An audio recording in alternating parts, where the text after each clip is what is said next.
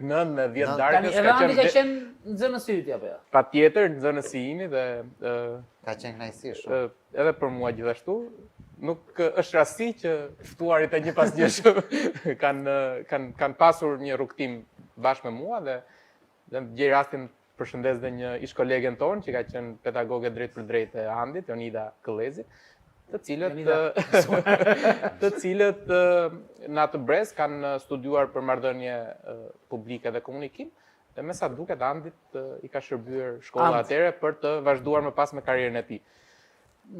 Jo, ajo çka ndoshta gjatë bisedës do kemi rast që t'japim edhe 2-3 kuriozitete tjera për Andin, për lidhjen e tij me sportin. Jo, ajo çka mua më ka bërë bing, ajo çka di unë është që për te faktit që Andi diku te 37 vjeç.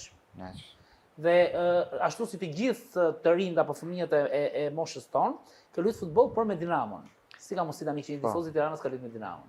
Po, ndodhë sepse ashtu si ishte e vërteta, në fakt, e vërteta ishte që në atë periudhë kohe, ekipet moshas të Dinamos ishin më të mira në Shqipëri, me trajnerët më të mirë, dhe në fakt një komshiu im ishte trajner, ai ishte shumë i zoti në marrëdhënie njerëzore, sepse profesional ti je shumë i vogël për gjykuar nëse ai është i zoti apo jo. Patjetër, dhe në atë moshë ajo ka më shumë. Ajo është pjesa më e rëndësishme dhe unë ndjeva shumë mirë. Deri në moshën?